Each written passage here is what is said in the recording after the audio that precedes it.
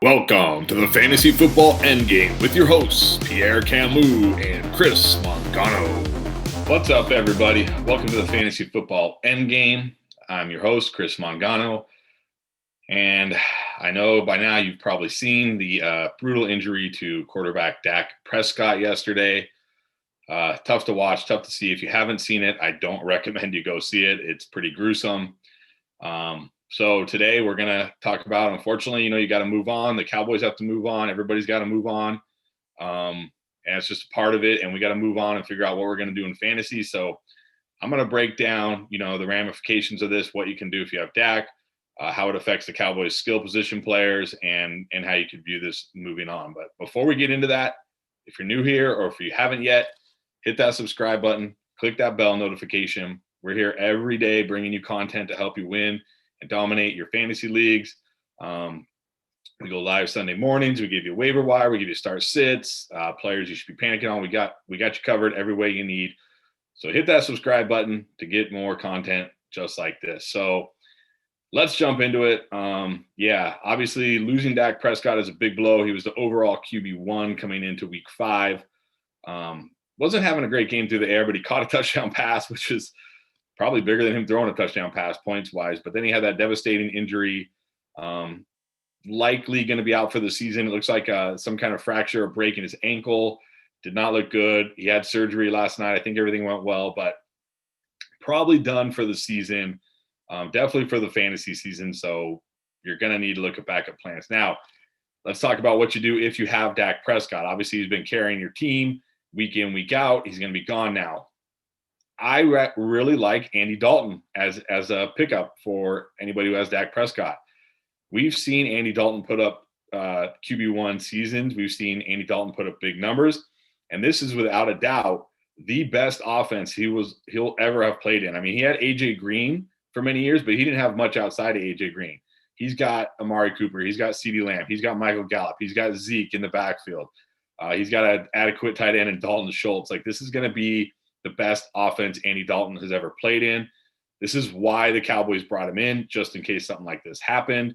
He's without a doubt the best backup in the league. And I think if you have Dak Prescott, he's your best option. Now, if you don't have Dak Prescott and you're in a super flex or a 2 QB league, Andy Dalton is a must add this week. You have to add him.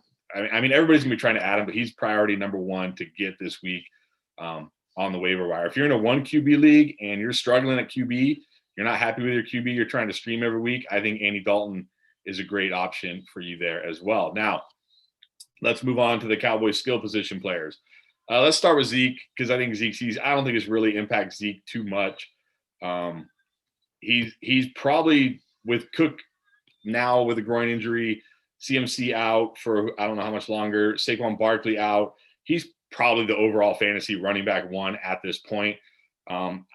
It's hard for him to go up from here or anything really changing. I don't think it's going to hurt his value, that's for sure. If anything, it might help a little, but he's already the overall running back 1.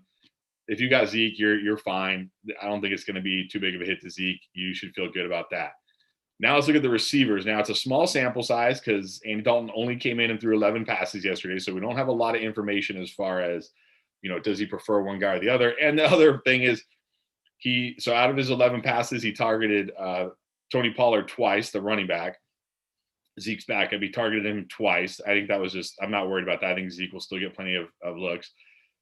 But then he targeted Gallup, CeeDeeLamb, and Amari Cooper 3 times each.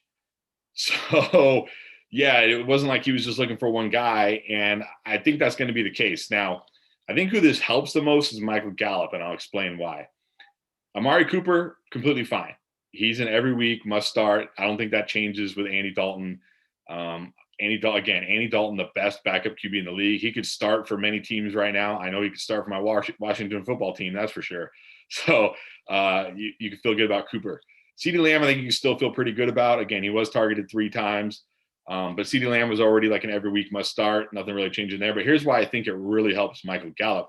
Not that I think Michael Gallup's going to be like the number 1 guy in here now, but he wasn't getting a lot of looks with Dak Prescott, right? Dak Prescott wasn't really looking his way too much. He would try to go to him every now and then on a deep ball, but that was really about it. Like, we're talking 4 or 5 targets a game. In 11 passes, he got 3 targets, same as Cooper, same as Lamb. So I do think this helps Michael Gallup in the sense that he can be that wide receiver 3 with upside that we were counting on in drafts, and he hasn't been that this year. I mean, yeah, he's had one big game, but a lot of weeks he's killed your team.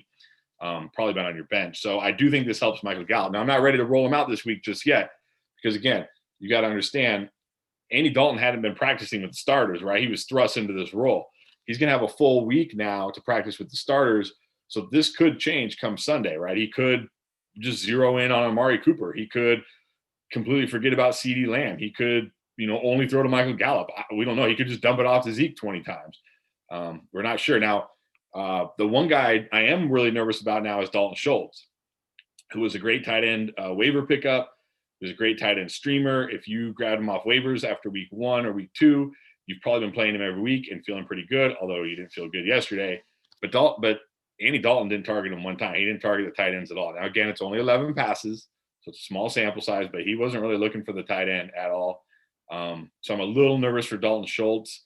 But again, this could all change. He has a full week of practice now with the starters to get comfortable with them, to get used to them.